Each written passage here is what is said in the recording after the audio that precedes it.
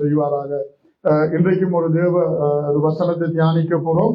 நாங்கள் போன வாரத்துல கூட இந்த நான் சொன்னது போல ஒரு செய்தியை தொடர்ந்து இந்த மாதம் முழுவதும் தியானிக்க போறோம்.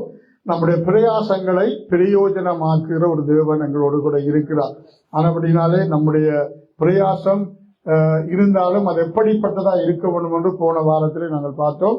அங்கே பேதுரு என்ன செய்கிறார்? அந்த ராம் முழுவதும் அவர் பிரயாசப்பட்டும் ஒன்றும் அகப்படவில்லை, ஆகிலும் உம்முடைய வார்த்தையின்படி வலையை போடுகிறேன் என்று சொன்ன போது திரளான மீன்களை பிடித்தார் என்று பார்த்தோம். அதுபோல நம்முடைய வாழ்விலும் பல பிரயாசங்கள் எங்களுக்கு இருந்தாலும் கர்த்தருடைய வார்த்தைக்கு கீழ்ப்படிந்து அவருடைய வார்த்தையின்படி நாங்கள் பிரயாசப்படும் போது தேவன் எங்களை ஆசீர்வதிப்பார் என்று நாங்கள் பார்த்தோம். இன்றைக்கு ஒரு வசனத்தை வாசிப்போம். ஏசாயா எழுதின தீர்க்க தரிசன புத்தகம் 55வது அதிகாரம். ஏசாயா தீர்க்க தரிசன புத்தகம் 55வது அதிகாரம் 2வது வசனம் வாசிங்க. படிக்கக்கூடிய 2-3 பிள்ளைகள் நீங்க படிக்கலாம். வாசிங்க. நீங்கள் அப்பம் அல்லாததற்காக பணத்தையும் திருப்தி செய்யாத பொருளுக்காக உங்கள் பிரயாசத்தையும் செலவழிப்பானேன். நீங்கள் எனக்கு கவனமாய் செவி கொடுத்து நலமானதை சாப்பிடுங்கள். அப்பொழுது உங்கள் ஆத்துமா கொழுப்பான பதார்த்தத்தினால் மகிழ்ச்சியாக. கண்களை மூடி நாங்கள் ஜெபிப்போம். நல்ல பிதாவே, உங்களுக்கு நன்றி. இயேசுவின் நாமத்தினாலே உங்களுடைய சமூகத்திலே வாசிக்கப்பட்ட வார்த்தைகளை உங்களுடைய கரத்துல நாங்கள் ஒப்புக் கொடுக்கிறோம். இந்த நல்ல வார்த்தைகளை கொண்டு இந்த நாளில நீர் எங்களோடு பேசுவீராக என்று செபிக்கிறோம். பார்க்கிற கேட்கிற ஒவ்வொரு பிள்ளைகளோடும் உங்களுடைய கிருபை இருக்க வேண்டும் என்று உங்களுடைய கரத்துல நாங்கள் ஒப்புக் கொடுக்கிறோம். நீங்க புறப்படுங்க, வழி நடத்துங்க, ஆசீர்வதிங்க. இயேசுவின் நாமத்தினாலே நல்ல பிதாவே, ஆமேன், ஆமேன், ஆமேன். மறுபடியும் இந்த வசனத்தை வாசிப்போம். பாருங்க, நீங்கள் அப்பம் அல்லாததற்காக பணத்தையும் திருப்தி செய்யாத பொருளுக்காக உங்கள் பிரயாசத்தையும் செலவழிப்பானேன். நீங்கள் எனக்கு கவனமாய் செவி கொடுத்து நலமானதை சாப்பிடுங்கள். அப்பொழுது உங்கள் ஆத்துமா கொழுப்பான பதார்த்தத்தினால் மகிழ்ச்சியாகும். இப்ப பாருங்க, ஆண்டவர் ஒரு வார்த்தையை பேசுகிறார் என்றால் இந்த வார்த்தையில தேவன் என்ன காரியத்தை எதிர்பார்க்கிறார் என்ற நோக்கத்தை புரிஞ்சு கொள்ளும். இந்த வசனத்தை பல நேரத்துல வசனத்தின்படி நாங்க அப்படியே எடுத்து எங்களுக்கு புரியாது. பல நேரத்துல எங்களுடைய துன்பம் வேதனைகளில நாங்க பல மக்கள் என்ன செய்யறாங்கன்னு சொன்னா அவருடைய இருதயத்தின் வியாகுலங்களை வெளிப்படுத்துறதுக்கு பலவிதமான வார்த்தைகளை பிரயோகிப்பாங்க. ஆனா நாங்க இதை புரிஞ்சு கொள்ளணும், அவர்கள் என்ன நோக்கத்துக்காக ஆண்டவரதை பேசுகிறார் என்று. பாருங்க, அந்த வசனத்தை வாசிச்சு பார்த்தமா இருந்தால் இது தமிழ்ல இப்படி எழுதுறதுல கொஞ்சம் வித்தியாசம் இருக்கும். பிரெஞ்சுல அல்லது மூல மொழியில பார்த்தா சில டோட்டலா வித்தியாசமாவே இருக்கும். ஆனா இதுல ஒரு வசனம் இருக்குது, என்னது பிரயாசம் என்கிற ஒரு சொல்லு வருகிறது. பிரயாசம் என்றால் உங்களோட முயற்சிகள், உங்களுடைய நீங்கள் எடுக்கிற எல்லா விதமான செயல்பாடுகள் எல்லாமே அதுக்கு அடங்கும். பல காரியங்கள், பொதுவாக முயற்சி என்பது எங்கள் எல்லாருக்கும் விளங்கும். அப்ப பிரயாசப்படுகிறோம் பல நேரத்துல. இப்ப வேதம் சொல்லுகிறது, நீங்கள் அப்பம் அல்லாததற்காக பணத்தையும் திருப்தி செய்யாத பொருளுக்காக உங்கள் பிரயாசத்தையும் செலவழிப்பானேன் அப்படின்னு கேட்டுட்டு இன்னொரு காரியத்தை ஆண்டு சொல்ற, நீங்கள் எனக்கு கவனமாய் செவி கொடுத்து நலமானதை சாப்பிடுங்கள். அப்பொழுது உங்கள் ஆத்துமா கொழுப்பான பதார்த்தத்தினாலே மகிழ்ச்சியாகும். அது அப்படின்னா நீங்க பிரயாசப்படக்கூடாது என்று வேதம் சொல்ல இல்லை. பல நேரத்துல எங்களுடைய பிரயாசங்கள் எங்களுக்கு பிரயோசனம் இல்லாம இருக்கு. அதான் நான் சொல்ல வர, அதான் நான் என்னுடைய தலைப்பு. ஏற்கனவே அந்த தலைப்பு பிரயாசத்தினால் பிரயாசத்தை பிரயோஜனமாக்குற தேவன். ஆனா பல நேரத்தில் எங்களோட பிரயாசங்கள் பிரயோசனம் இல்லாம போயிடுது. எவ்வளவோ காரியம் செய்வோம். பாருங்க, சில வேளை அந்த சின்ன பிள்ளைகளா இருக்க நாங்க என்ன செய்வோம், எல்லாம் அந்த வீடுகள் எல்லாம் கட்டுவோம், எல்லாம் கொண்டு கடைசியில அந்த இது இருக்குத்தான், இதுல கணக்கு இருக்கு, எல்லாம் முடிக்கிற நேரம் தொம்மண்டு எல்லாம் ஒளிந்து போயிடும். பல இடத்துல நம்மளோட வாழ்க்கை அப்படித்தான். போன வாரமும் நாங்க பார்த்தோம், மத்தேயு 7ஆம் அதிகாரம் 24ஆம் வசனத்துல என்ன பார்த்தோம், என் வார்த்தைகளை கேட்டு அதன்படி செய்கிறவனவனோ அவனை கண்மலையின் மேல் தன் வீட்டை கட்டின புத்தி உள்ள மனுஷனுக்கு ஒப்பிடுவேன். அப்ப பல நேரத்துல நாங்க பிரயாசப்படுகிறோம். பேதுரு முழுவதும் பிரயாசப்பட்டார், ஆனா ஒன்றும் அகப்படையில. ஆனா கர்த்தருடைய வார்த்தையின்படி வலையை போட்ட போது அங்க அவருடைய பிரயாசத்தை கர்த்தர் வாய்க்க பண்ணினார். அதனால பல பிள்ளைகளை பாருங்க, நாங்க எவ்வளவோ பிரயாசப்பட்டிருப்போம், கடைசியில கூட்டி கழிச்சு பாத்தீங்கன்னா மிஞ்சுறது ஒன்றுமே இருக்காது. எல்லாம் பார்த்தா எல்லாம் சரியாயிடும்.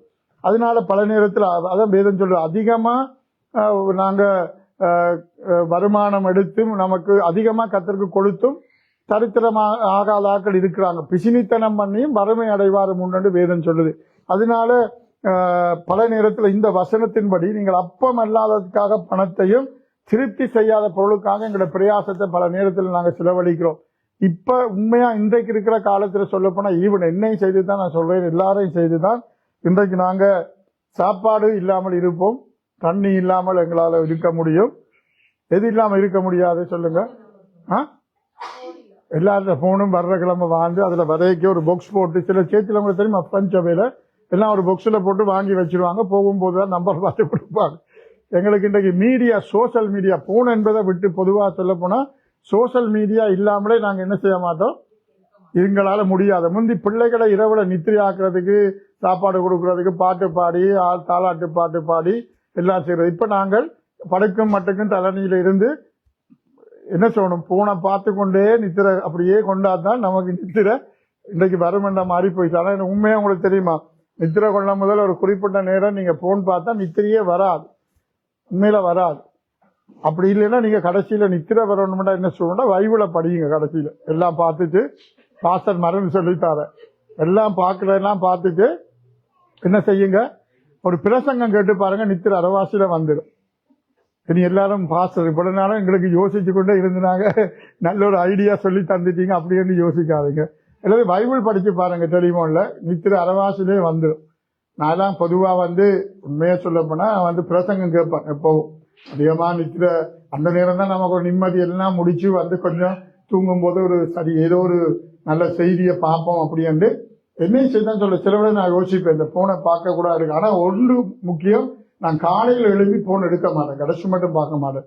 விடிய எழும்பி ஆண்டவருடைய சமூகத்துல செபிக்காம கொள்ளாம ஒரு நாளும் போன் எடுக்க மாட்டேன். எப்பவும் என்னுடைய போன் இதுலதான் இருக்கும், தேவம்சம் பண்ணாம போட்டுருவேன். அதனால பல நேரம் அப்படி ஒரு தரம் அவசரம் எமர்ஜென்சியா சீரியஸா ஒன்றும் போற அளவுக்கு இருக்காது. பிறகு பார்த்து அவர்களோட பேசிக் கொள்ளுவேன்.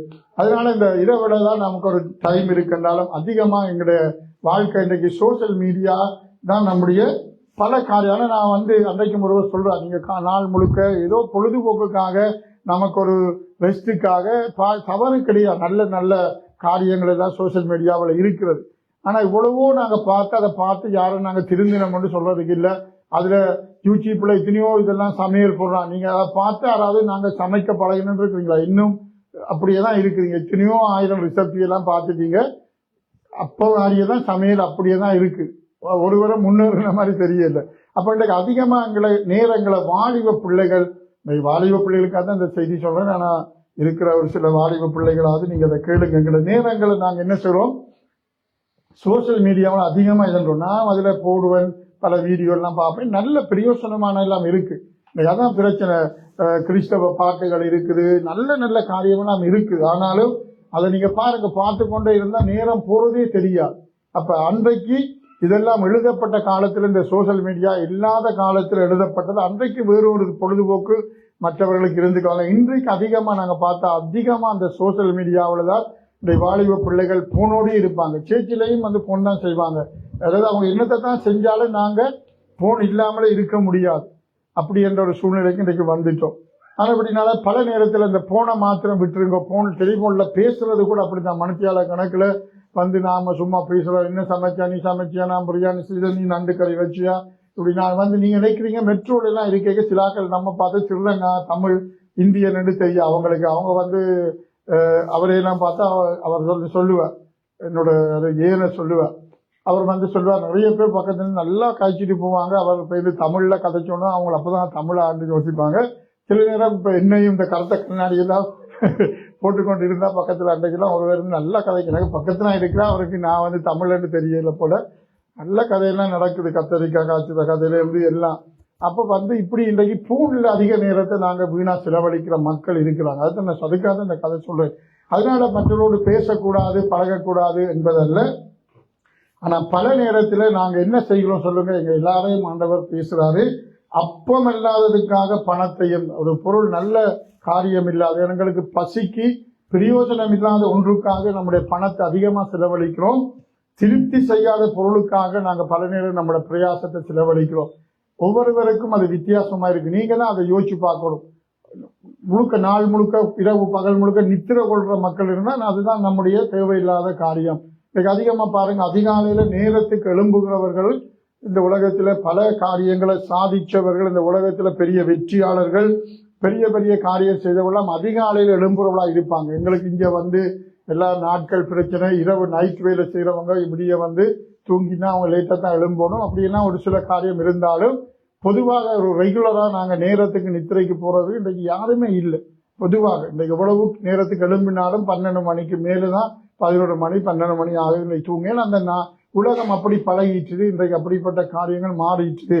அப்ப பல நேரத்துல நம்முடைய பிரயாசம் எல்லாம் என்னது, ஒன்றுமே இல்லாததுக்காக நாங்க காரியங்களை செய்கிறோம். இன்றைக்கு அதாவது சோசியல் மீடியாவோ நியூஸோ அல்லது நல்ல காரியங்களை பார்க்க கூடாது என்றல்ல, அதை பார்க்கிற அளவுக்கு கர்த்தருக்கு எவ்வளவு நேரம் கொடுக்குறீங்க என்பது மிக முக்கியம். அதைத்தான் நான் சொல்ல வரேன். நான் ஒரு நியூஸை பார்க்கலாம், யூடியூப்ல நாடுகள்ல நடக்கிற ஒரு மெசேஜ் கேட்கலாம், எல்லாமே நல்லது. ஆனா ஆண்டவருக்கு ஜெபிக்கிறது தேவசமத்துல 5 நிமிஷம், பைபிள் படிக்கிறது 2 நிமிஷம், நாங்க சோசியல் மீடியால 3 மணித்தேலம் விருப்பமா இருந்தா ஆண்டவர் அதையும் எங்களை பார்க்கிறார். பல நேரத்தில் அதுல ஒன்றுமே வராது, எதுவுமே வரப்போறது இல்லை. இன்றைக்கு என்ன சும்மா, இன்றைக்கு உங்களுக்கு தெரியுமா, பொதுவா சொல்லப்போனா இன்றைக்கு யூடியூப்போ இன்றைக்கு சோசியல் மீடியாவோ அதுல நல்லா உழைக்கிறவர்கள் இருக்கிறாங்க. நாங்க தான் அவங்களுக்கு உழைச்சு கொடுக்குறோம். நாங்க எங்களுக்கு ஒரு பிரயோசனம் இல்லாம அவர்களுக்கு உழைச்சு கொடுக்குறோம். நாங்க பார்க்க அவங்களுக்கு என்ன லைக் கூட என்ன அவங்களுக்கு இது கூடிக்கொண்டே போகும். அதனால நாங்க இன்றைக்கு இந்த வசனத்தின்படி நாங்க கொஞ்சம் யோசிப்போம். எங்களுடைய பிரயாசங்கள் எப்படிப்பட்டதா இருக்கு, என்னத்துக்காக உங்களோட நேரத்தை செலவழிக்கிறீங்க, என்னத்துக்காக உங்களோட காரியத்துல கர்த்தருக்கு எவ்வளவு முக்கியத்துவம் கொடுக்குறீங்க. தேவையில்லாம பிரயோசனம் இல்லாத காரியத்துக்கு நாங்க எங்களோட பிரயாசத்தை பல நேரத்துல செலவழிக்கிறோம். ஆனா இந்த வசனம் என்ன சொல்லுதுன்றா, உங்களுடைய பிரயாசத்தை நீங்க அந்த நேரத்தை என்ன செய்யுங்க, எனக்கு கவனமா ஆண்டவருக்கு செவி கொடுக்கறதுக்கு உங்களுடைய அதிக நேரத்தை கொடுத்தீங்களா இருந்தா பாருங்க, சொல்ல நீங்கள் எனக்கு கவனமாய் செவி கொடுத்து நலமானதை சாப்பிடுங்கள். அப்ப நாங்க ஆண்டவருக்கு செவி கொடுக்காம பிரயாசப்படுகிறதுனால என்ன இல்லையா, திருப்தி இல்லாததான் எங்களுக்கு கடைசியில கிடைக்குது. ஆனா ஆண்டவருக்கு செவி கொடுக்கும் போது, கவனமா செவி கொடுக்கும் போது நலமானது எங்களுக்கு கிடைக்கும், பிரயோசனமானது எங்களுக்கு கிடைக்கும் என்று சொல்றாங்க அந்த வசனத்தின் கருத்து. நீங்க அப்படி எனக்கு செவி கொடுக்கறதுக்கு பிரயாசம் எடுங்க, ஆண்டவர்கிட்ட வார்த்தையை படிக்க டைமை கொடுங்க, ஆண்டவருடைய சமூகத்துல செபிக்கிறதுக்கு நேரத்தை கொடுங்க, உங்களோட பிரயாசத்தை அதுக்காக கொஞ்சம் பிரயாசப்படுங்க, ஒரு தீர்மானம் எடுங்க. நான் இதெல்லாம் தான் கொஞ்சம் குறைச்சு கொண்டு கர்த்தருடைய சமூகத்துல நாங்க அதெல்லாம், ஆனா எங்களுக்கு தெரியும் என்னையும் சேர்த்து தான் சொல்றேன், நாங்க அந்த தீர்மானம் எடுக்கிறதுல எங்களை கூட உலகத்துல பெஸ்டான ஆக்கள் ஒருவருமே அடிக்காது. இலங்கை இந்திய மக்கள் நாங்க இன்றைக்கு ஒரு தீர்மானம் எடுப்போம், நாளைக்கு ஒரு தீர்மானம் எடுப்போம். புது வருஷம் 34 தேதி நைட்டில் அதை விட என்னுடைய லைஃப்லயே பெஸ்டான ஒரு தீர்மானம், நாங்க 1ஆம் தேதியில இருந்து பைபிள் படிக்க போறோம் அப்படின்னு சொல்லி அப்படியே வண்டி ஸ்டார்ட் ஆகி 90ல இருந்தேன்னா 130 90 ஆகி 70 ஆகி 50 ஆகி இப்ப பெரிய பெரிய 50 ஆயிடுச்சு. லண்டன்ல அன்றைக்கு ஒரு பாஸ்டர் அங்க உலகத்திலேயே ஐரோப்பாவில் நீங்க லண்டன்ல வந்தா தான் பொறுமையை பல கற்றுக்கொள்ளலாம். காரோட அங்க 20 தான் ஓடலாம் மைல் அங்க. அப்படி அது போல இப்ப கடைசியில வீலுக்குள்ள ஓடுகிற 30 போல நம்மளோட கிறிஸ்தவ ஆவிக்குரிய ஜெப வாழ்வுல இங்க 90ல 130ல 30க்கு வந்துச்சு. அப்படி அப்ப என்ன செய்வோம்டா, அப்ப அப்படி இருந்தா நாங்க தீர்மானம் எடுப்போம், ஆனா கடைசி எல்லாம் விட்டுருவோம். எல்லாம் பாருங்க, நீங்க ஏதோ ஒரு நாள் ஆண்டவர் பேசுவார். அப்ப எங்களுடைய பிரயாசங்களை நாங்க என்ன சொல்றோம், வேற ஏதோ ஒரு காரியத்துக்கு முக்கியத்துவம் கொடுக்கிற அளவுக்கு நாங்க என்ன செய்யறதில்லைன்னா கர்த்தருக்கு செவி கொடுக்கறதுக்கு நாங்க நம்முடைய பிரயாசத்தை செலவழிக்கிறே இல்லை. ஆண்டவர் பேசுவார், எவ்வளவு தரம் பேசுவார், நாங்க அதை கேட்டுட்டு எங்களுக்கு தெரியும் ஆண்டவர் பேசுறாரு, இப்படி எல்லாம் நடக்கக்கூடாது. ஆனா அது ஒரு 2 நாள் 3 நாள் அல்லது கொஞ்ச நேரம் தான் இருக்கும். திரும்பவும் என்னவாம் வேதம் என்ன அந்த பழமொழி சொல்லுவாங்க, பழைய குருடி கதவை கிரடி என்று சொல்லி, இப்படி எத்தனை தமிழ்ல நல்ல பழமொழி இருக்குன்னா போயிடும். அல்லது முருங்கை மரம் என்ன வேதாள முருங்கை மரத்துல திருப்பவும் ஏறி இரு கதை தொடர்ந்து கொண்டே போகும். இத்தனை பேர் அந்த உங்களுடைய இலங்கையில இந்தியாவில இருக்கா விக்ரமாதித்தன் கதை இருந்துச்சா, எல்லாம் படிப்பேன். நான் சின்ன படிக்கிற வயசுல ரொம்ப கதை புத்தகம் படிக்கிறேன்னா என்ன கேட்டுட்டாங்க, அம்மாவும் நானும் போட்டியா படிப்போம், போட்டி போட்டு படிப்போம். ஒரு புத்தகம் கதை புத்தகம் சீரியஸா எடுத்தேன்டா, காலையில் எடுத்தா இரவு படிச்சு முடிச்சுட்டு தான் படிப்பேன். அந்த அப்ப வர்ற கதை புத்தகங்கள் தெரியும், நான் நல்ல இதெல்லாம் இருக்கும். சரி, அப்ப அதனால நாங்க அருமையான தேவைப்படல பல நேரத்துல எனக்கு எங்களோட பிரயாசங்களை யோசிச்சு பாருங்கடா. நாங்க ஒன்றும் இருக்கு அன்னைக்கு ஒரு நாள்ல காலையில முடிஞ்சு இரவு நித்திரைக்கு போகும்போது இந்த நாள்ல நாங்க இங்க வேலைக்கு போய் வேலை செய்யறோம், அதெல்லாம் நல்லது.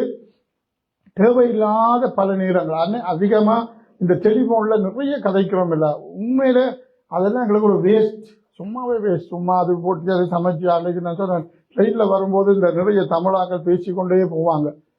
அதுக்கு முதல் ஒரு தடவை பார்த்த ஒரு அம்மா ஒரு ஆள் இருந்து அவங்க நான் ரயில் ஏறிங்க ஒரு 40 நிமிஷம் மட்டும் இந்த ஒன்றுமே இல்லை, முருக்கங்காய் காய்ச்சறதும் பாவக்காய் காய்ச்சறதும் வெண்டிக்காய் காய்ச்சறதும் இந்த கதை தான் அங்கே முடிஞ்சு ரயில் ஏறி இறங்க மட்டும் கதைச்சு கொண்டு இருந்தாங்க.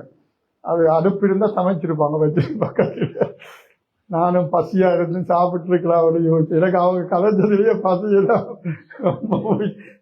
நான் இந்த சீட்ல இருக்க அவங்க என்ன சீட்டோ மற்ற பக்கம் என்ன பார்க்காம இருந்தாங்க. இந்த தலை இங்கால அவங்க அங்கால அப்ப நல்லா நடக்குது. நான் இந்த பக்கம் காலைக்குள்ள போகணும் அதோடய சொன்னாங்கால அந்த எல்லாம் நானும் எனக்கும் ஒரு வாய் கொஞ்சம் ருச்சி அதை இதே மாதிரி யாராவது சமைச்சு தந்தாங்கன்னா நல்லா இருக்கும்.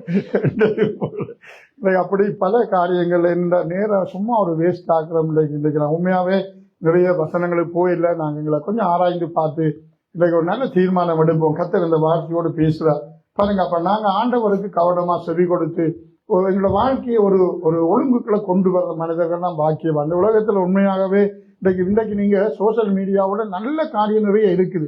ஒரு மனிதன் வெற்றியா வாழ என்ன செய்யணும் எப்படி எல்லாம் நிறைய இருக்குது, நிறைய காரியம்னால அதில் பார்த்து ஏதோ ஒரு நல்ல இதுக்குள்ள வாங்க உடற்பயிற்சி செய்யறதுக்கு இருக்குது, எல்லாமே இன்றைக்கு இருக்கா இல்லையா, எல்லாமே இருக்கு இன்றைக்கு நிறைய.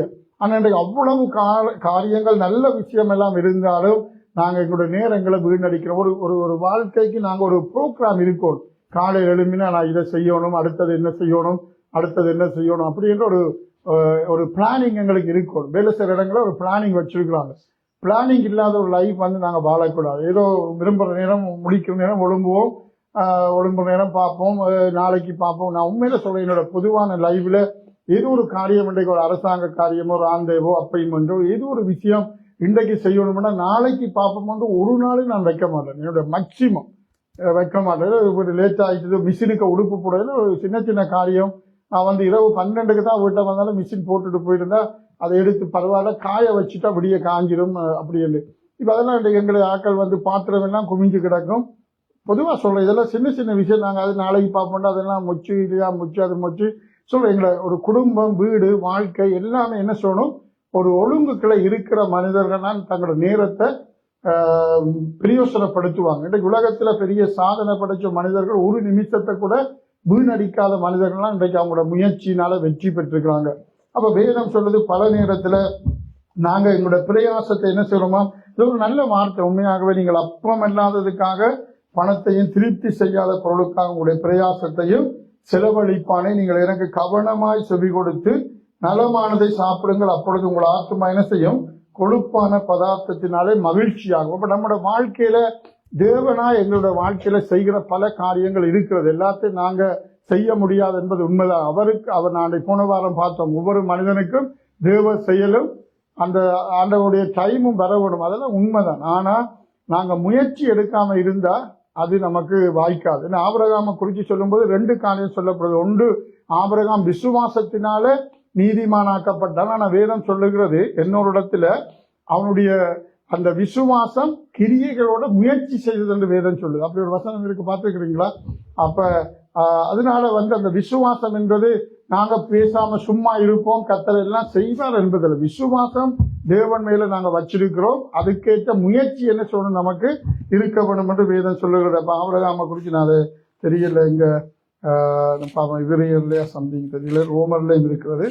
அப்ப அதனால பல நேரங்கள்ல நாங்க நம்முடைய பிரயாசங்கள் உண்மைதான். ஆனா என்ன சொல்லணும் என்று சொன்னா நாங்கள் முயற்சி செய்ய வேண்டியவளாக நாங்க இருக்கிறோம். பல நேரத்தில் எங்களுடைய பிரயாசங்களோடு கூட முயற்சியும் எங்களுக்கு மிக மிக எந்த வசனம் வாசிங்க, ஜாக்கோபுல ஜாக்கோபுல இந்த வசனம் வாசிங்க, ஜாக்கோபு 2 பாருங்க. அப்படியே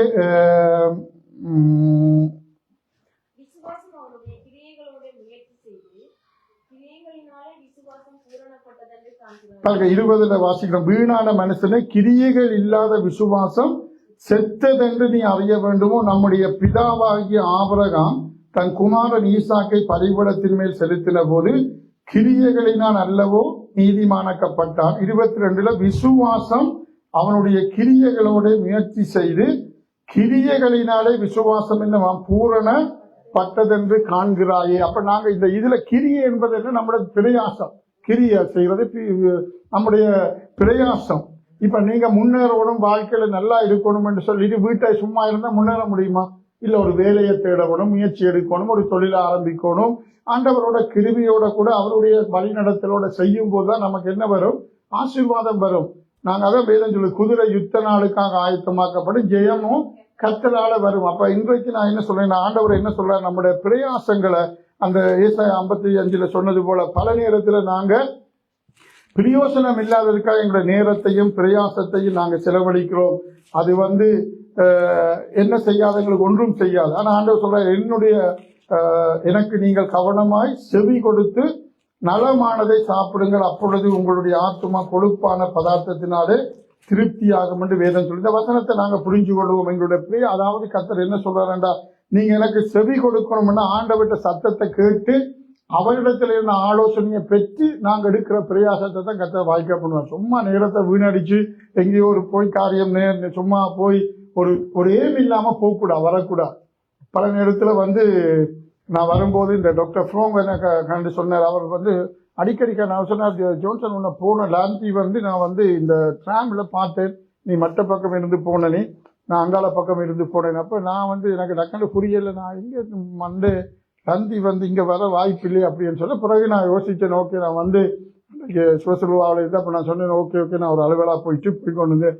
அப்போ பல நேரம் நாங்கள் பல மக்கள் என்ன சொல்லுவாங்க, உங்களை அங்கே கண்டனி இங்கே கண்டனிங்க எல்லாம் சும்மா அதே இடத்துலையே 4 மணி நம்முடைய தமிழ் மக்கள் இருக்கிற ஏரியாவுக்கு போனால் சும்மாவே நிற்பார்கள். காலையிலேருந்து மத்தியானம் பின்னர் மட்டும் நிற்பாங்க கொஞ்சம் பேர்.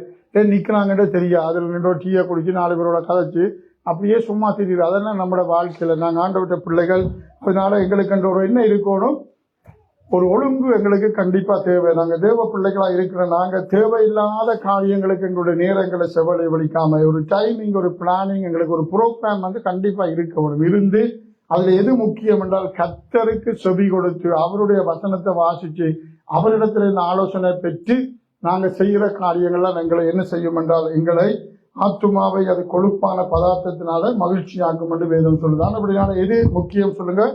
செவி கொடுக்கல் முக்கியம். வேதம் சொல்லுது செவி கொடுக்க சேர்வதே நலம் என்று சொல்லி.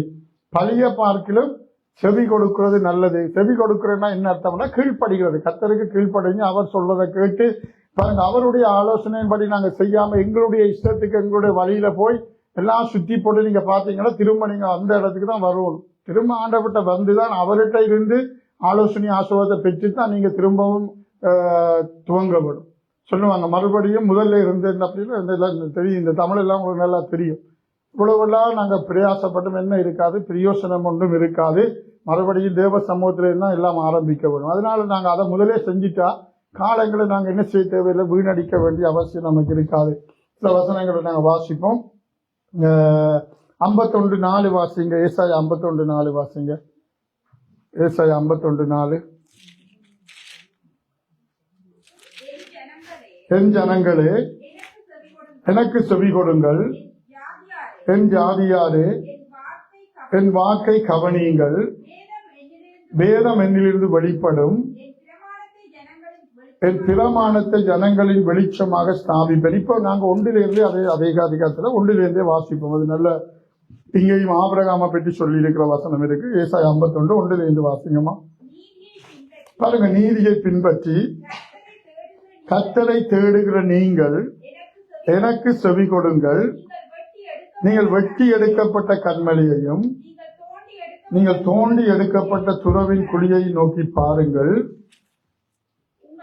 பாருங்க, உங்கள் தகப்பனாகிய ஆபிரகாமையும் உங்களை பெற்ற சாராளையும் நோக்கி பாருங்கள்.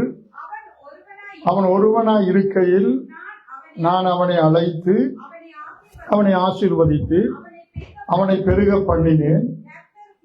கர்த்தர் சீயோனுக்கு ஆறுதல் செய்வார், அவர் அதன் பாழான ஸ்தலங்களை எல்லாம் தேறுதல் அடைய செய்து அதன் வனாந்திரத்தை ஏதேனை போலவும் அதன் அவாந்திர வழியை கர்த்தரின் தோட்டத்தை போலவும் ஆக்குவார். சந்தோஷமும் மகிழ்ச்சியும் துதியும் கீத சத்தமும் அதில் உண்டாயிருக்கும். இப்பதான் சொல்ற திருப்பியும் என் ஜனங்களே எனக்கு செவி கொடுங்கள். அப்ப பாருங்க, இங்கேயும் அவர் சொல்லும் போது உங்கள் தகப்பனாகிய ஆபிரகாமையும் உங்களை பெற்ற சாராளையும் நோக்கி பாருங்கள், அவன் ஒருவனாய் இருக்கையிலே நான் அவனை என்ன செய்தேன், அழைத்து அவனை ஆசீர்வதித்து அவனை பெருக பண்ணேன் தெரியுமா. ஆபிரகாம் என் சத்தத்துக்கு கீழ்ப்படிந்தான் அல்லது செவி கொடுத்தான் என்று வேதம் சொல்றது. ஆபிரகாம கர்த்தர் அழைச்சி நீ உன் இனத்தையும் ஜனத்தையும் ஜாதியையும் உன் வீட்டையும் விட்டு புறப்பட்டு நான் உனக்கு காண்பிக்கிற தேசத்துக்கு போன்னு சொன்ன போது ஆபிரகாம் ஒரு கேள்வியும் கேட்கல. அப்படின்னா என்ன அர்த்தம் என்றால், அவனுடைய வாழ்வில் அவன் உயர்த்தப்பட்டதுக்கும் ஆசீர்வதிக்கப்பட்டதுக்கு என்ன காரணம் என்றால், அவன் கர்த்தருக்கு செவி கொடுக்கிற மனிதனா இருந்தான். ஆபிரகாம் இதெல்லாம் நான் இவ்வளவு தேசமெல்லாம் அலைஞ்சு சும்மா வீணா நாட்களை வீணடிக்க போறேன்னு அவன் நினைக்கல. அவன் நினைச்சான் கர்த்தர் ஒரு காரியத்தை சொன்னா அதனால ஒரு ஆசீர்வாதம் இருக்கானா, அது உடனே அவனுக்கு கிடைக்கல. கிடைச்சதா இல்ல, அவன் அதுக்காக பல நாள் காத்திருந்தான். பரவாயில்ல, தேவனுக்காக நீங்க ஒரே ஒரு காரியத்தை கர்த்தர் செய்யறதுக்காக காத்திருக்கிற நாட்களை கர்த்தர் நிச்சயமா அதுக்கு ரெட்டத்தனியா மகிமையா மாற்றுவார். ஆனா தேவன் இல்லாம நாங்க பல காரியத்துக்காக சும்மா ஆபிரகாம் ஒரு பரதேசியா திரிஞ்சான். ஆனா தேவனுடைய வழி நடத்தின்படிதான் அவன் அப்படி கடந்து போனான். அப்படித்தான் அவன் காரியங்களை செய்தான். எல்லா மனிதர்களும் மோசே 40 வருடம் வனாந்திரத்துல மாடு மேய்த்தார், ஆடு மேய்த்தார், அந்த மந்தையை மேய்த்தது அதுல ஒரு அனுபவத்தை கற்றுக் கொடுத்தார். அதனால தேவ வழி நடத்தின்படி ஒருவேளை சில காலங்கள் நமக்கு ஒன்றும் புரியாதது போல வனாந்திரம் போல நம்முடைய வாழ்க்கை இருந்தாலும் பரவாயில்ல, அது தேவ செயலின்படி இருந்தா நிச்சயமா அந்த பிரயாசத்தை கர்த்தர் என்ன செய்வார்ன்றா உயர்த்தி ஆசீர்வதிப்பார். ஆனா நாம பல நேரத்தில் தேவ வழிநடத்தல் இல்லாமலே எங்க இருக்கிறோம், வனாந்திரத்துல நிக்கிறோம். தேவ வழிநடத்தல் இல்லாம நாம எத்தனையோ பிரயாசப்பட்டு ஒரு பிரயோசனமும் கடைசியில கிடைக்கிறது இல்லை, ஒன்றுமே மிஞ்சுறதே இல்லை. ஏன்னா இன்னொருத்தர் அவர் சொல்றார், ஆகாயில நீங்கள் என்ன சம்பாதிக்கிறவன் பொத்தலான பையில எல்லாத்தையும் போடுகிறான். ஏனென்றா நீங்க எவ்வளவு சம்பாதிச்சாலும் நான் அதை ஊதி போடுகிறேன் என்று கர்த்தர் சொல்லுகிறார் என்று அங்க வேதம் சொல்லுகிறது. அதனால நான் அன்றைக்கும் பார்த்தேன், கர்த்தர் வீட்டை கட்டாராகி அதை கர்த்தருடைய பிரயாசம் விருதாண்டு வேதம் சொல்லு. கர்த்தர் நகரத்தை காவாராகில் காவலாளர் விழித்திரு. அதை அவர் ஒரு இதுக்காக இருக்கிறாங்க. ஆனா தேவன் தான் நிச்சயமா அதை பாதுகாக்கிறார். வீட்டை கட்டுறது போனவங்களுமே பார்த்தோம், யாரு கர்த்தர் தான் வீட்டை கட்டுகிறார். நாங்க அந்த பிரயாசப்படுகிறோம், கர்த்தருடைய அனுக்கிரகத்தோடு சேர்ந்து படுகிற பிரயாசத்தை தேவன் வாய்க்க பண்ணுகிறோம். அதனால இந்த ஏசாயாவோட நாங்க பார்க்கிறோம், நாங்க என்ன செய்வோம் என்றால் அப்பம் இல்லாததுக்காக பணத்தையும் திருப்தி செய்யாத பொருளுக்காக எங்களுடைய பிரயாசத்தை செலவழிக்காதபடி தேவனுக்கு செவி கொடுத்து அவருடைய ஆலோசனையை பெற்று அதன்படி நீங்க பிரயாசப்பட்டு பாருங்க. வேதம் சொல்வது கர்த்தர் பெரிய காரியம் சொல்வார். சங்கீதம் 126 வாசிங்கம்மா ஒரு வசனம் இருக்கு. 126 நினைக்கிறேன் 2, 3 நினைக்கிறேன். 126 சங்கீதம் அதுல சில வசனம் இருக்கு. 126 எடுங்க, நான் சொல்றேன். 4 வசனம், 4 வாசிங்க, 4, 5 வாசிங்க. கர்த்தாவே தெற்கத்தி வெள்ளங்களை திருப்புவது போல் எங்கள் சிறையிருப்பை திருப்பும். 6 மட்டும் வாசிங்க. கண்ணீரோடு விதைக்கிறவர்கள் கம்பீரத்தோடு அறுப்பார்கள். அள்ளி தூவும் விதியை சுமக்கிறவன் அழுது கொண்டு போகிறான். பாருங்க, அப்ப கண்ணீரோடு நாங்க விதைக்கிற இது ஒரு சூழ்நிலையில நிச்சயமா அதை கம்பீரத்தோடு அறுக்கிற நாட்களை கற்றுத் தருவார். அதனால தேவ சமூகத்துல இருந்து அவருடைய பாதத்துல இருந்து அவருடைய சமூகத்துல இருதயத்தை ஊற்றி நாங்க ஜெபிக்கும் போது இங்க தேவன் என்ன செய்வார், நம்முடைய பிரயாசத்தை ஆசீர்வதிப்பார். கண்ணீரோட விதைக்கிறவன் அந்த அதை குறித்து நான் ஒரு காரியம் இருக்கிறால், இஸ்ரவேல் மக்கள் வந்து இஸ்ரவேலில வந்து என்ன வரலன்னா எப்பவும் ஒரு தானியம் அல்லது நெல் அறுவடை செய்யும் போது அடுத்த வருஷத்துக்கு விதைக்கிறதுக்கு என்ன செய்வாங்க, 2 மூடியோ 3 மூடியோ வச்சிருப்பாங்க அடுத்த வருஷத்துக்கு. அது சாப்பாட்டுக்கு எடுக்க மாட்டாங்க. அப்ப அடுத்த வருஷம் வந்து பஞ்சம் வந்துடும். ஆனா இவங்க வச்சிருக்கிறது அங்க வடிவாக பாருங்க, பஞ்சம் வந்துடும். ஆனா என்ன இருக்கும், விதை தானியம் இருக்கும். எங்க அதாவது ஒரு தோட்டம் செய்யறவங்க, பயிர் நடுகிறவங்க, இப்படி இது செய்யறவங்க பாருங்க, அவங்க அரைக்கிறதுலன்னே வாங்க விதைக்கிறதுக்கு 2 ஒதுக்கி வச்சிருப்பாங்க. அப்ப அதே நெல்லு தான் விதை நெல்லுன்னு வச்சிருப்பான். இப்ப அடுத்த வருஷம் திடீரென்று பஞ்சம் வந்துடும். ஆனா அவங்கள்ட்ட என்ன இருக்கும், ஒரு 10 சாக்கு நெல் இருக்குதுன்னு வச்சுக்கொள்ளுங்க. இந்த நெல் அவங்க என்ன செய்யலாம் நினைச்சா இந்த 10 சாக்குல அந்த பஞ்சத்தை போக்குறதுக்காக சாப்பிட்டுடலாம் அதை வச்சு. ஆனா அங்கால வருஷம் என்ன இருக்குன்னா அது ஒன்றும் இருக்காது. அதனால அவங்க என்ன செய்வாங்களா, அந்த பஞ்சத்துல அவங்க அதை சாப்பிடாம ஏதோ ஒரு விதத்துல அதுல உள்ள மேக்சிமமான காரியத்தை கொண்டு விதைப்பாங்க என்ற அறுவடைக்காக. அப்படி விதைக்கும் போது என்ன செய்வாங்கன்னா கண்ணீரோட விதைப்பாங்களாம். ஐயோ கடைசி அதை சாப்பிட்றதுக்காவது நாங்க பயன்படுத்தாம என்ன சொல்றோம், கொண்டு விதைக்கிறோம். இந்த விதை ஒருவேளை மழை வராம விட்டா முன்மாறியும் பின்மாறியும் பெய்யாவிட்டா அந்த அறுவடையெல்லாம் வீணா போயிடும். அப்படி விதைக்கும் போது கண்ணீரோட கொண்டு விதைப்பாங்களாம். அதான் வேதம் சொல்றது, கண்ணீரோட விதைக்கிறவர்கள் அப்படி அவர்கள் விதைக்கும் போது கம்பீரத்தோட அறுப்பாங்க. இதை நாங்க விதைச்சா ஒருவேளை இது முளைக்குமா பலன் கொடுக்குமான்னு தெரியாம அவர்கள் இதை சாப்பிடுவோம். சாப்பிட்டா என்ன நடக்கும்? கடைசியில ஒரு பஞ்சத்துக்கு ஒரு கொஞ்ச நாள் சாப்பிட்றான், கடைசியில் அடுத்த வருஷத்துக்கு ஒன்றும் இல்லாம போயிடும். அதனால பல நேரம் அப்படித்தான் நம்மிடத்துல வாழ்க்கையில வேதம் சொல்லுது, காணிக்கை போடும்போது இயேசு எல்லாரையும் பார்த்தா 2 காசு இருந்த ஒரே ஒரு விதவை தன்னுடைய ஜீவனத்துக்கு என்று வைத்திருந்த எல்லாவற்றையும் கர்த்தர் பார்த்து கொள்ளுவார் என்று கர்த்தருக்கு கொடுத்துட்டாள். அதனால கர்த்தர் ஆசீர்வதித்தார். சில இடத்துல நாம இதை நமக்கு வச்சிருப்போம், நமக்கு வச்சிருந்து கடைசியா என்ன செய்யும்? பூஞ்சனம் பிடிச்சு போயிடும். நான் உங்களுக்கு ஒரு மாம்பழ கதைன்ற நான் நினைக்கிறேன் ஒரு குறிப்பிட்ட காலத்துல சொல்லியிருக்கு. அப்படிப்பட்ட அந்த இதுல இருக்கிறவர்கள் நீங்க யாரும் இங்க இல்லை. அதனால நான் எங்க போனாலும் எந்த இடத்துல என்னாலும் நான் எல்லாத்தையும் பார்ப்பேன், கவனிப்பேன். ஒரு நாளும் ஒரு பொருளை பார்த்தா எனக்கு இது தரலாம், 5 பொருள் இருக்கு, அது என்ன கேட்க மாட்டேன். வீட்டை போய் ஒரு வடிவான பொருள் தான் நீங்க ஒரு சில அப்படி இருக்கிறாங்க, நீங்க எங்க வாங்கினீங்க, எங்களுக்கு ஒன்று வாங்கி தரீங்களா, இல்லதான் அவங்க இவங்க சொல்றதுலயே இதை கொண்டு போங்க, நாங்க வாங்கினாலும் இருக்கிறத தூக்கி கொடுத்துருவாங்க. எனக்கு அப்படிப்பட்ட ஒரு சிலரை தெரியும். அவர்களோட போகும்போதே நான் எல்லாரும் போயிருக்கிறேன். நான் நினைப்பேன், ஓகே ஒரு நல்லா இருக்கு, ஒரு வீட்டை போய் ஒரு பொருளை பார்த்துட்டா கண்டிப்பா அடுத்த வாயில கேட்பாங்க, இது எங்க வாங்கினீங்க, வாங்கி தர. அவங்க பார்ப்பாங்க, எனக்கு தெரியும், எப்படி போய் அந்த பொருளோட போயிடுவாங்க. அப்படின்னு ஒரு நாளும் போய் பொருளை பார்த்து ஆசைப்பட. சில இப்ப ஒரு இடத்துல ஒரு பொருள் மலிவா விற்கிது என்று சொல்லி நாங்க மற்றவர்களுக்கு சொல்லலாம், அல்லது நீங்க வாங்காத தகவல் தெரிவிக்கிறது தப்பு இல்லை. ஆனா அது ஒரு ஆளுடைய பொருளை பார்த்து நம்ம ஆசைப்பட்டு கடன் செய்யக்கூடாது.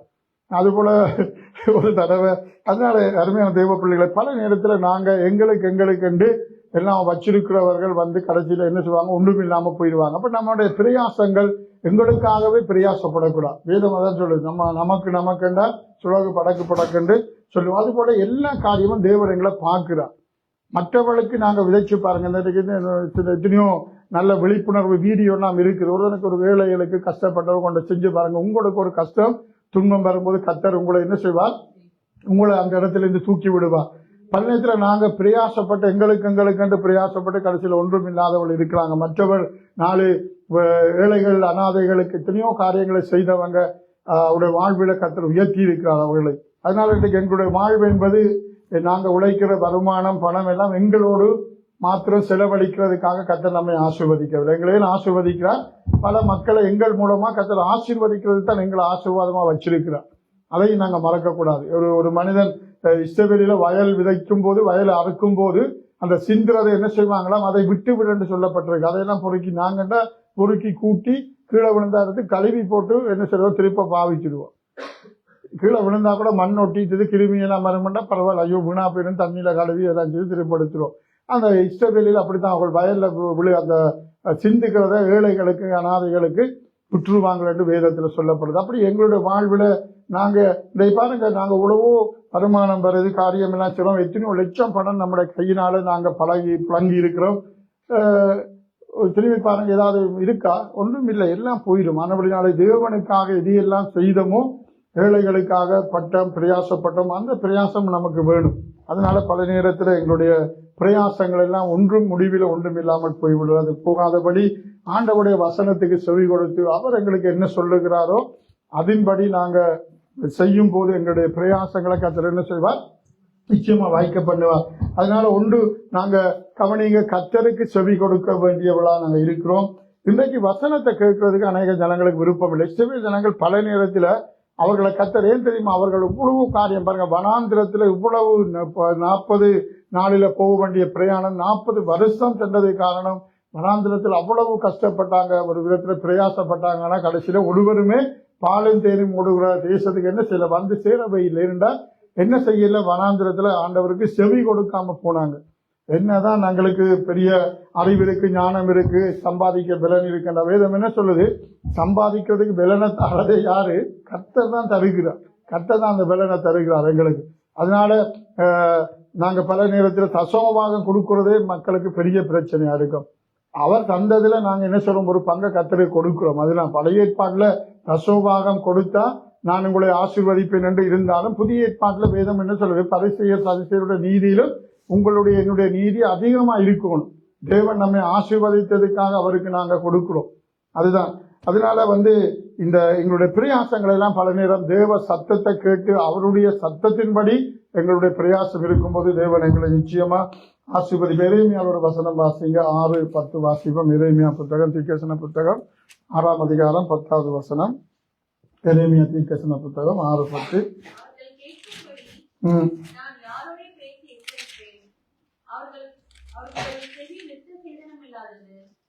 அவர்கள் கேட்க மாட்டார்கள். கர்த்தருடைய வசனம் அவர்களுக்கு நிந்தையாய் இருக்கிறது, அதின் மேல் அவர்களுக்கு விருப்பம் இல்லை. பாருங்க, அவர்கள் கேட்கும்படி நான் யாரோட பேசி எச்சரிப்பேன், அவர்களுடைய செவி விருத்த சேதனம் இல்லாதது, அவர்கள் கேட்க மாட்டார்கள். கர்த்தருடைய வசனம் அவர்களுக்கு நிந்தையா இருக்கிறது, அதன் மேல் அவர்களுக்கு என்ன இல்லை, விருப்பம் இல்லை. இதெல்லாம் இஸ்ரவேல் ஜனங்களுக்கு ஆண்டவர் தன்னுடைய எரேமியா தீர்க்கதரிசி பல தீர்க்கதரிசி மூலமா சொன்னார். அவர்கள் ஆண்டவருடைய வசனத்தை கேட்க அவர்களுக்கு விருப்பம் இல்லை. அவர்களை கேட்கும்படி நான் யாரோட பேசி யாரோட கொண்டு அவளை எச்சரிப்பேன். பல தீர்க்கதரிசி எல்லாம் அனுப்பியிருந்தார், ஆனாலும் கேட்க மாட்டார்கள். பல நேரத்தில் நாங்கள் கர்த்தருடைய சத்தத்தை கேட்கறது இல்லை. பல நேரத்தில் நாங்கள் நினைக்கிறோம் ஆண்டவர் எங்களோட நேர பேசினா கேட்போம். தேவ மனிதர்கள் மூலமா தேவன் பல நேரத்தில் நேரையும் பேசுவார், தேவ மனிதர்கள் மூலமா பேசுவார், ஒரு குழந்தை பிள்ளை மூலமாகவும் பேசுவார். பேச மாட்டாரா? ஒரு சந்தர்ப்ப சூழ்நிலையிலே ஆண்டவர் பேசுவார், எல்லா விதத்திலும் பேசுவார். பைபிளை நீங்க திறந்து வாசிக்கும் போது பேசுவார், சொப்பனத்துல பேசுவார், ஊழியக்காரன் மூலமா பேசுவார். இது நாங்க ஆண்டவர் பேசுறார் என்பதை புரிஞ்சு கொள்ளணும். அதனால இஸ்ரவேல் மக்களோட தேவன் எல்லா விதத்திலும் பேசினார், அவரே நேரம் பேசினார், தேவ மனிதர்களை கொண்டு பேசினார். ஆனா அவர்களுக்கு என்ன இருந்ததாம், அவருடைய வார்த்தையில விருப்பம் இல்லாத மக்கள். இன்றைக்கு வேதத்தால் தான் வேதம் சொல்லுது, நாங்க கர்த்தருடைய வேதத்தில் பிரியமாயிருந்து இரவும் பகலும் அவருடைய வேதத்துல தியானமாய் இருக்கிற மனுஷன் பாக்கியவன், அவன் செய்வதெல்லாம் வாய்க்கும் என்று வேதம் சொல்லுது. எங்களுடைய வாழ்வில் நாங்கள் என்ன பிரயாசம் இருந்தாலும் முதலாவது அவருடைய சத்தத்துக்கு செவி கொடுக்க வேண்டும் என்று வேதம் சொல்லுது. நாங்கள் வசனத்தின்படி வாழணும் என்று போன வாரத்துல பார்த்தோம். செவி கொடுக்கிறது என்பது கீழ்ப்படிதலை குறிக்கிறது. அதான் செவி கொடுக்கண்டா என்ன, கீழ்ப்படிதல் நம்முடைய வாழ்வில் இருக்க வேண்டும். நாங்கள் என்னதான் காரியம் செய்தாலும் கீழ்ப்படி. என்ன பேருங்க, கர்த்தருக்கு மாத்திரமில்ல, பிள்ளைகளா இருக்கிற நீங்க பெற்றோருக்கு கீழ்ப்படியணும். என்னதான் பிள்ளைக்கு பெரிய பிரெஞ்சு தெரியும், யூனிவர்சிட்டி முடிச்சுட்டு இன்ஜினியரா இருக்கலாம், டாக்டரா இருக்கலாம், என்ன இருக்கலாம், பெற்று வளர்த்த தாய் தகப்பன்ற சொல்ல கேட்காம எங்களுக்கு எல்லாம் தெரியும், அம்மாவுக்கு மோசு ஒவ்வா மாத்திரம் தான் தெரியும், மிச்சம் ஒன்றும் தெரியும், நீங்க பேசாம இருங்க அப்படின்னு சொல்லிட்டு எங்களுக்கு எல்லாம் தெரியும் என்று பிள்ளைகள் நடந்து ஆசீர்வாதப்பட மாட்டவே மாட்டாங்க. எல்லாம் நமக்கு அதனுடைய என்ன ஒன்று தாய் வேதம் என்ன சொல்லி பாருங்க. பிள்ளைகளை குறித்து சில வசனத்தை வாசிச்சிடுவோம். வாசிப்ப நீதிமொழிகள் 13 வாசிங்க. நீதிமொழிகள் 23, 22 2 வசனம் வாசிப்போம். அதனால வாலிப பிள்ளைகளா இருக்கலாம், பெரியவளா இருக்கலாம், எங்களுடைய பெற்றோருக்கு, எங்களுக்கு மேற்பட்டவர்களுக்கு, எங்களை பெற்றோர் பாதுகாவலர்கள் சொல்லுவாங்க, அது பொறுப்பா இருக்கிறவர்கள், அவர்களுக்கு நாங்க கீழ்ப்படியணும். நீதிமொழிகள் 13 வாசிங்க.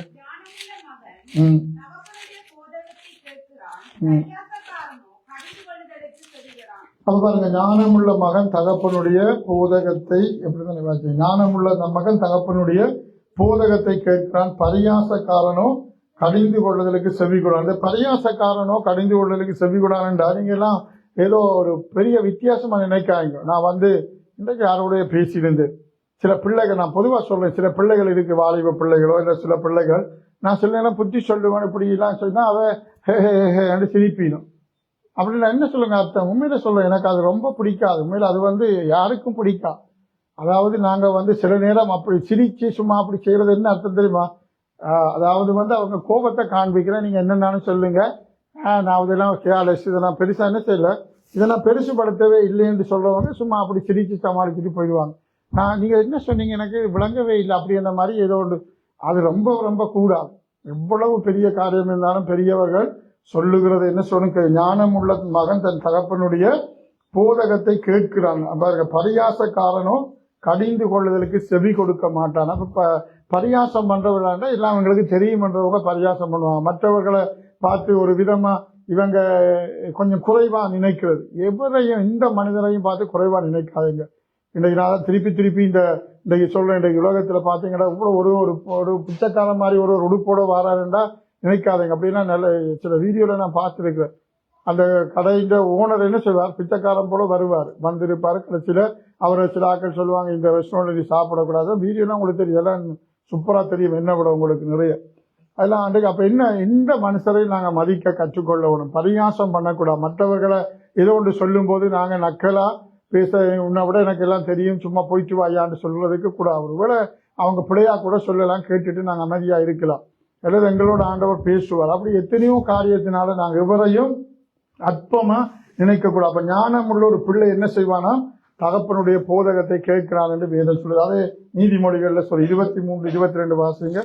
23-22. அப்ப கர்த்தருக்கு மாத்திரம் செவி கொடுக்கறதில்ல, பெற்றோருக்கு எங்களுக்கு மேல இருக்கிறவங்க தாய் தகப்பனுக்கு நாங்க செவி கொடுக்க வேண்டியது அவசியம். 23-22 வாசிங்க நீதிமொழிகள். பாருங்க, உன்னை பெற்ற தகப்பனுக்கு செவி கொடு, உன் தாய் வயது சென்றவளாகும் போது அவளை அசட்டை பண்ணாதே. நீ கிளவி உனக்கொண்டு தெரியாதுன்ற வேலையை பார்த்து கொண்டு சொல்லக்கூடாது. ஒருவேளை உண்மையாகவே அப்படித்தான், வயது போய் ஒன்றும் தெரியாத பிறகு அப்படியெல்லாம் பேசுவாங்க. இருந்தாலும் நாம என்ன சொல்லணும், ஓகே அவர்களை நாங்க அசட்டை பண்ணக்கூடாது வேதம் சொல்லுது. இஷ்டவேலியில பெற்ற தாய் தகப்பனுக்கு அவர்கள் கண்டிப்பா செவி கொடுப்பாங்க. அது இஷ்டவேலியில ஒரு வழக்கம். இன்றைக்கு எங்களுடைய கலாச்சாரத்தில எல்லாம் இலங்கை இந்தியாவில் அதிகமா இருக்குது. இங்கதான் பிள்ளைகளுக்கு பிரம்படக்கூடாது, அடிக்கக்கூடாது. ஆனா பைபிள் என்ன சொல்லுது, பிரம்பை கையாடாதவன் தன் பிள்ளையை எதிர்த்து நிற்கிறான். அதனால பிள்ளைகள் இவ்வளவுதான் இருந்தாலும், இவ்வளவு ஞானமா இருந்தாலும், அறிவு இருந்தாலும், அம்மா அப்பா உனக்கு ஒன்றும் தெரியாது என்று சொல்லக்கூடாது. தேவனை அறிந்த பிள்ளைகள். அதனால பெற்றோருக்கு செவி கொடுக்கணும். கர்த்தருக்கு செவி கொடுக்கிறது ஒன்று, பெற்றோருக்கு. அப்ப பாஸ்டர்மார் அத்தி பிரச்சனை இல்லை, பாஸ்டர்மார் நடுகத்தானே பேசி கொண்டிருப்பாங்க. நீங்க பாஸ்டர்மாருக்கு கேட்கவே வேணாம் அப்படின்ற வாய்ப்பு. அதுவும் ஆண்டவர் சொல்ற, உங்களை நடத்துற ஒரு ஆவிக்குரிய தகப்பன அல்லது ஒரு பொறுப்புல ஏதோ ஒரு விதத்தில் நமக்கு பொறுப்புல ஏதோ ஒரு பொறுப்புல லீடர்ஸா வருவாங்க. ஒரு சபை வளர்ந்து வரும்போது எல்லா பொறுப்புகள்லையும் இருப்பாங்க.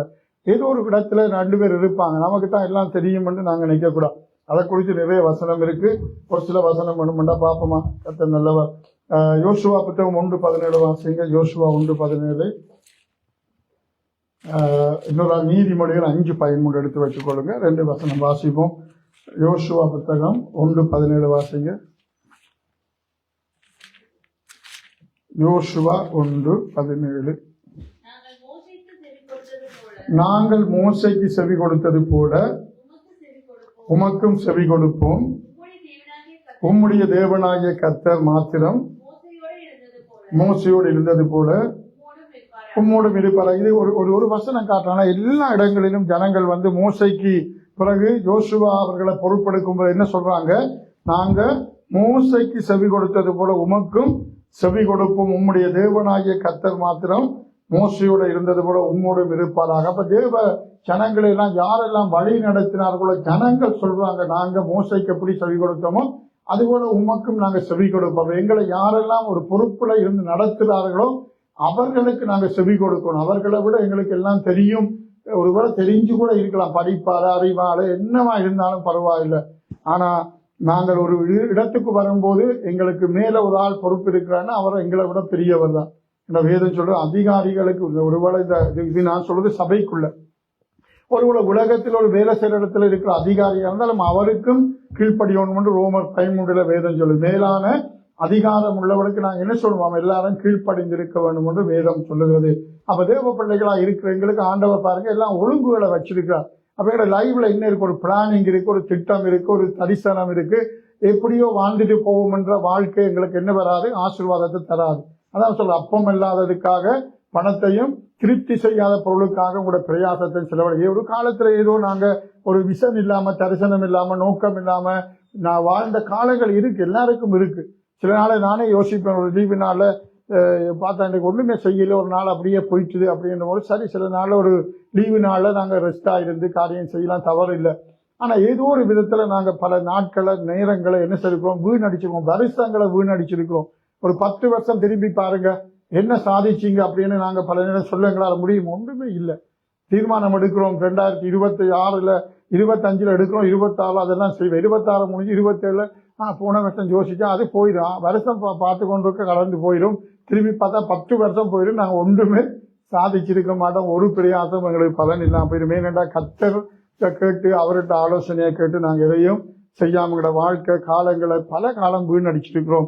அதனால இந்த நாட்கள்ல வேதம் சொல்றது, நாட்கள் பொல்லாதவர்களானதால் என்ன சொல்லுவோம், ஞானமாக நடந்து காலத்தை பிரயோசனப்படுத்திக்கிறோம். கடந்து போன ஒரு மணி நேரம் திரும்ப வராது, நேற்றைய நாள் இன்றைக்கு வராது, எல்லா காரியம். அதனால வீணடிக்காம நம்முடைய பிரயாசங்கள் கர்த்தரோட இணைந்து நாங்க அந்த நாட்களை காலங்களை வேதம் சொல்லுது பிரயோசனப்படுத்திக் கொள்ளும் போது கர்த்தர் நம்மை ஆசீர்வதிப்பார். நீதிமொழிகள் என்ன வசனம் சொன்ன 5:13 வாசிங்க. நீதிமொழிகள் 5:13. என் போதகரின் சொல்லை நான் கேளாமலும்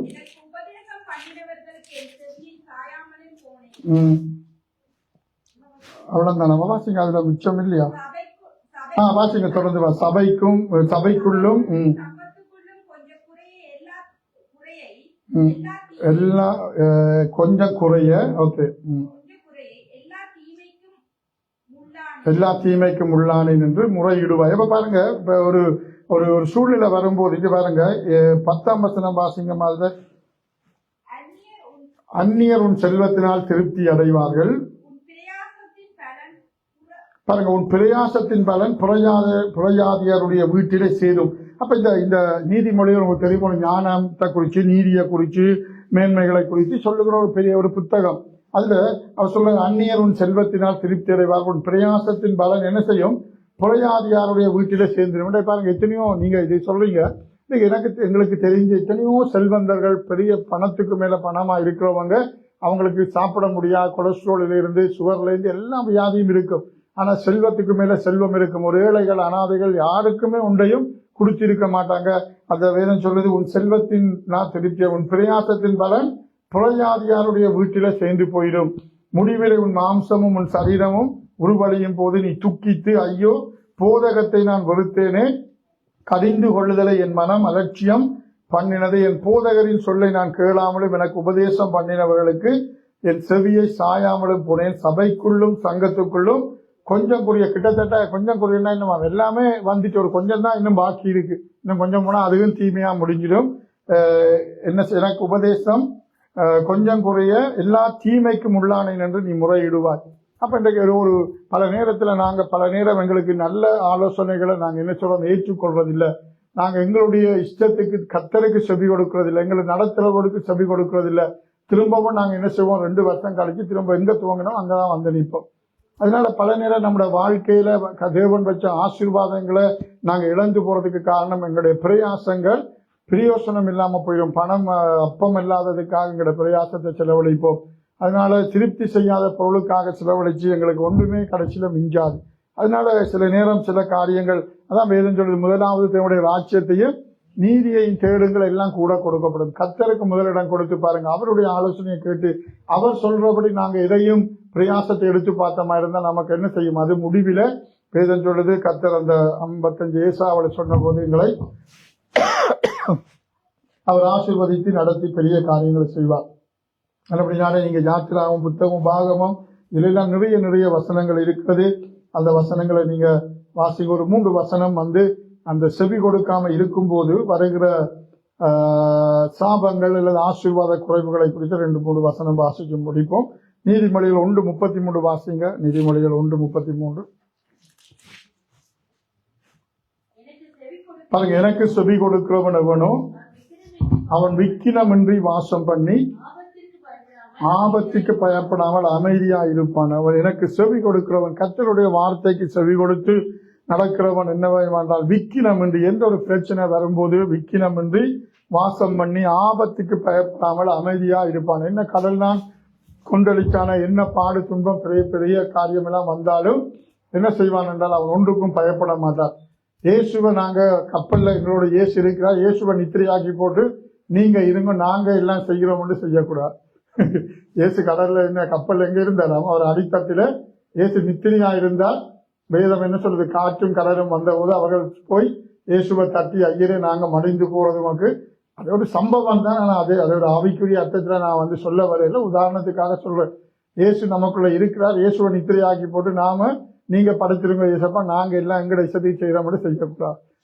சரிதான், அவர் ஒரு சம்பவம். ஆனா அதை இதுல கொண்டு நான் அவைக்குரிய அர்த்தம் சொல்ல வர முடியாது. ஆனா ஏசு என்ன செய்தாரா, ஏசு ஒருவேளை அவர்களோட கதைச்சு கொண்டிருந்தார், சம்பாஷிச்சு கொண்டிருந்தார் இருக்கு. ஏசு எங்க இருந்தாரு, அடித்தட்டுல ஏசு நித்திரியா இருந்தாரு. நாம நம்முடைய வாழ்க்கையில இயேசுவை நித்திரையாக்கி போட்டு நாங்க இந்த ஏதாவது செய்யறா, பிள்ளைகள் சத்தம் போட்டா என்ன செய்வோம், பிள்ளைகளை நித்திரையாக்குவோம்டா அது அண்டைக்கு பார்த்து படுக்காது. நித்திரையாக்கி போட்டு நிறைய பேர் பிள்ளைய நித்திரையாக்கி போன் கதைக்கிறது யோசிப்பாங்க. அது கடைசி மட்டும் அன்றைக்கு சும்மா விட்டு பாருங்க, தானாவே போய் தூங்கிடும். பல நேரத்தில் நாங்கள் இயேசுவை நித்திரையாக்கி போட்டு நாம எங்களுடைய இஷ்டத்துக்கு எதையும் செய்யும் போது என்ன வரும்? கடல் கண்டிப்பா கொந்தளிக்கத்தான் செய்யும். கடைசியில இயேசுவை தட்டி எழுப்பி ஆண்டவரே ஐயரே மடிந்து போகிறோம் என்று வராம நாங்க முதலே என்ன செய்வோம்? இயேசுவோட சேர்ந்து செயல்படுகளா இருந்தா கர்த்தர் நம்மை ஆசீர்வதிப்பார். 2 வசனம் சொன்னேன், 3 வாசிட்டோம். நீதிமொழிகளை 28:9 வாசிங்க. 28:9. நீதிமொழிகள் 28:9. வேதத்தை கேளாதபடி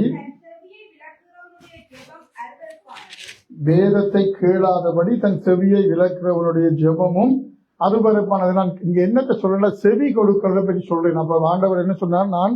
நீங்கள் என்ன செய்யுங்க?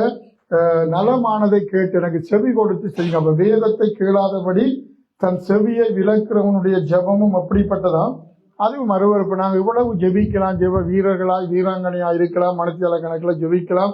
ஆனா கர்த்தருடைய வசனத்தை கேட்டு அதன்படி செய்யாம எங்களுடைய இஷ்டத்துக்கு எங்களோட 3 மணித்தியாலத்தை வீணா பிரயாசப்பட்டு செலவழிச்சுன்னா ஒரு பிரயோசனம் இருக்கு. அதை சொல்ல வர இவன் எதிர்பார்க்கிட்ட அப்ப பாச நல்லது 3 மணித்தியாலம் போனா நீங்க சொன்ன மாதிரியே 5 நிமிஷமே ஜெபிக்கிறோம். அப்படியா? அப்படியே அர்த்தம் இல்லை. 5 மணி நிமிஷமோ 10 நிமிஷமோ 3 மணித்தியாலமோ ஆவியானவுடைய வழிநடத்தோட ஜெபிக்கணும். ஆண்டவருடைய வசனத்துக்கு கீழ்ப்படிய மாட்டோம். ஒரு ஆண்டவர் பேசிக்கொண்டே இருப்பார். அதெல்லாம் விட்டுட்டு எங்களுக்கு ஒரு திருப்தி, நாங்க ஜெபிச்ச வேண்டிய திருப்தி, அதைத்தான் சொல்ல வர. திருப்தி செய்யாத ஒரு ஜெபத்துக்காக நீங்க 3 மணித்தியாலம் இப்ப சொல்லணும் அப்படி சொல்லலாம். திருப்தி செய்யாத ஜெபத்துக்காக நீங்க 3 மணித்தியாலத்தை ஏன் செலவழிப்பான்? ஆண்டவருக்கு செவி கொடுத்து 10 நிமிஷம் அது உண்மையா ஜெபிச்சு பாருங்க, அதுல ஒரு பெரிய ஆசீர்வாதம் இருக்கும். அதனால நீ 3 மணித்தியாலம் அப்படி ஜெபிக்க கூடாதுன்னு சொல்ற இல்ல. 3 மணித்தியாலமோ 5 மணித்தியாலமோ கர்த்தருக்கு செவி கொடுத்து வேதத்தை கேட்டு ஜெபிக்கிறோட ஜெபம் தான் எப்படி இருக்குமா? ஆண்டவருக்கு பிரியமானதா இருக்கும். அதனால எங்களுடைய பிரயாசங்களை நேரங்களை நாங்க பல நேரத்துல வீணடிக்கிறோம் என்றுதான் நான் சொல்லுவேன். உண்மையாக வேணும். அப்படினால கர்த்தர் நடத்துவார். இன்னொரு வசனம் சொன்னேன், 1 சாமுவேல் 15ஆம் அதிகாரம் 22ஆம் வசனம் வாசித்து எழுந்து நின்று நாங்கள் ஜெபிக்க போறோம். 1 சாமுவேல் புத்தகம் 15ஆவது அதிகாரம் 22ஆவது வசனம். 1 சாமுவேல் 15:22 வாசிக்கிறீங்கம்மா.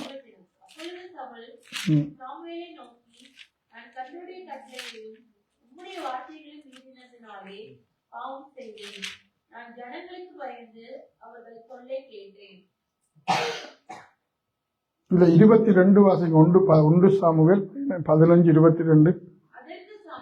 அதற்கு சாமுவேல் பாருங்க, கர்த்தருடைய சத்தத்துக்கு கீழ்ப்படுகிறதை பார்க்கிலும் சர்வாங்க தகனங்களும் பலிகளும் கர்த்தருக்கு பிரியமா இருக்குமோ, பலியை பார்க்கிலும் கீழ்ப்படிதலும்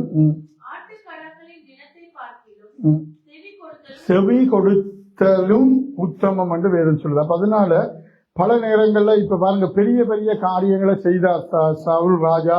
யுத்தம் எல்லாம் செஞ்சார். ஆனா என்ன செய்யார்? யுத்தத்தை செய்தாரு, ஆனா தேவன் சொன்னபடி செய்யல. தேவன் சொன்னார் எல்லாத்தையும் மலிக்கணும் என்று. ஆனா அவர் என்ன செய்தார்? ஆடு மாடுகளை பிடிச்சு கொண்டு வந்துட்டாரு. ஆனா அதுக்குத்தான் சவுல் சொல்லுகிறார், அதற்கு சாமுவேல் சொல்லுகிறார், கர்த்தருடைய சத்தத்துக்கு கீழ்ப்படுகிறதை பார்க்கிலும் சர்வாங்க தகனங்களும் பலிகளும் கர்த்தருக்கு பிரியமாயிருக்குமோ, பலியை பார்க்கிலும் எது முக்கியம்? கீழ்ப்படுதல். பலி என்றா அன்றைக்கு பலி செலுத்துது, இன்றைக்கு ஆராதனையும் ஒரு பலிதான். அதனால நாங்க பெரிய ஆராதனை வீரர்களா இருக்கலாம். நிறைய இந்தியாவில், இலங்கையில, மற்ற எல்லா நாடுகள்லையும் பெரிய பெரிய மேடையெல்லாம் உடைஞ்சி விழுகிற மாதிரி இன்றைக்கு ஆராதனையெல்லாம் அடி அந்த மாதிரி நடக்குது. ஆனா அது பிரச்சனை இல்லை, அது அப்படி. ஆனா ஆண்டவருடைய வசனத்துக்கு புறம்பான ஒரு ஆராதனையில என்ன இருக்காத? ஆண்டவர் அவர் பிரியப்பட போறது இல்லை. முதல்ல அது கீழ்ப்படிதல் முக்கியம், செவி கொடுக்கிறது தான் முக்கியம். அப்ப எங்களுடைய எல்லாருடைய வாழ்விலும் செவி கொடுத்தல் என்பது மிக மிக முக்கியம். இஸ்ரவேல் ஜனங்கள் என்ன செய்யல சொல்லுங்க? அவங்க செய்த என்ன பெரிய பாவம் தெரியுமா? கர்த்தருடைய சத்தத்துக்கு செவி கொடுக்கல, அவ்வளவுதான். எல்லா காரியத்திலும் அவங்க ஆண்டவருடைய தங்களுடைய இஷ்டத்தின்படி நடந்தாங்க. ஆண்டவர் எவ்வளவு பேசினார், பிரயாதிகளோட காரியம் செய்யாதுங்க, அந்நிய விக்கிர தேவதைகளுக்கு பலி செலுத்தாங்க. சாலமோன் இவ்வளவு பெரிய ஞானி, இவ்வளவு பெரிய ஆசீர்வாதத்தை பெற்றவர். கடைசியில கர்த்தர் 3 தரம் அவரோட பேசினார். ஆனால்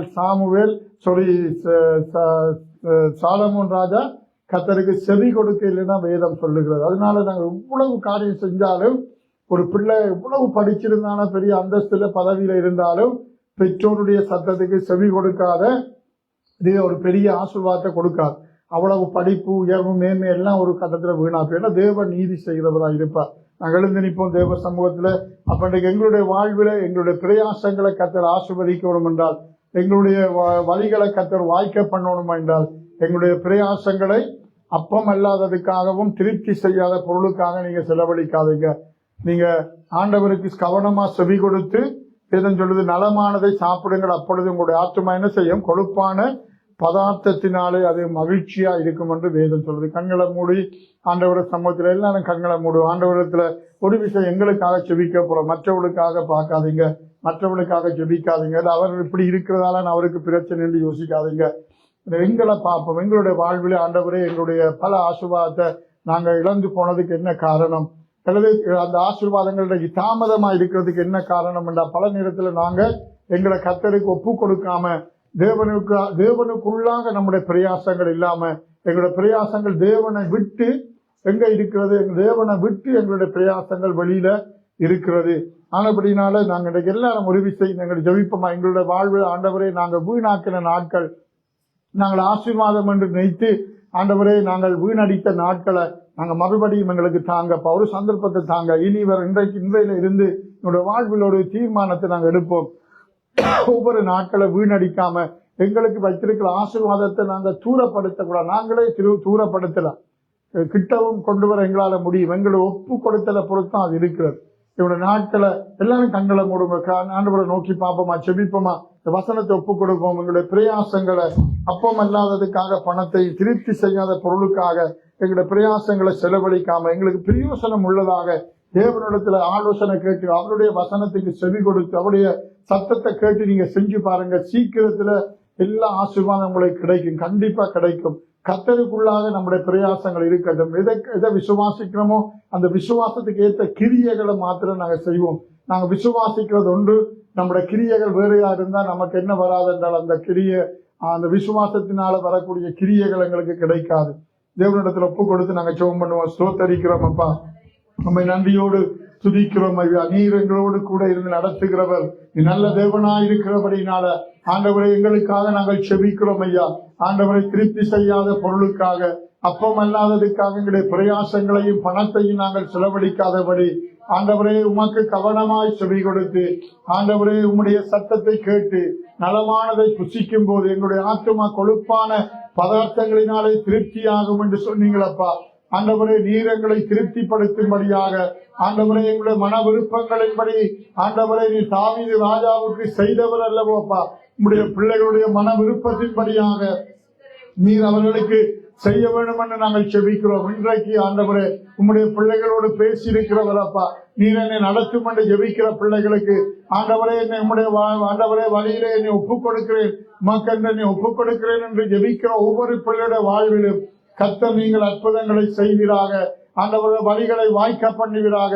அவருடைய வழிகளிலே பிரயாசப்படுகிற ஒவ்வொன்றும் அவருடைய வாழ்விலே ஆசீர்வாதமாய் வரச்சுமையா. கண்ணீரோடு இன்றைக்கு விதைக்கிற ஒவ்வொரு பிள்ளைகளும் கம்பீரமாய் அறுக்கும்படியாக ஆண்டவரை உம்முடைய சத்தத்துக்கு கவனமாய் செவி கொடுத்து, ஆண்டவரை அந்த ஆபிரகாமை நோக்கி பாருங்கள் என்று சொன்னீங்க. உங்களை பெற்ற தகப்பனாகி ஆபிரகாமை நோக்கி பாருங்கள், அவன் ஒருவனாய் இருக்கையில் நான் அவனை அழைத்தவனை ஆசீர்வதித்தேன் என்று சொன்ன வாக்குத்தத்தத்தை நினைவு கூர்ந்து கர்த்தருக்கு கவனமா செவி கொடுத்து நலமானதை சாப்பிடுகிற பிள்ளைகளாய் காணப்பட நீர் கிருபை செய்வீராக.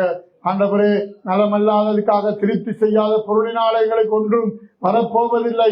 கர்த்தருக்கு கவனமா செவி கொடுக்கும் போது நாங்கள் நலமானதை சாப்பிட்டு தேவ ஆசீர்வாதத்தை பெற்றுக்கொள்ள முடியும் என்பதை இன்றைக்கு புரிந்து கொண்ட பிள்ளைகளாக தங்களை ஒப்புக் கொடுக்கிற ஒவ்வொரு பிள்ளைகளையும் கர்த்தர் ஆசீர்வதிப்பீராக.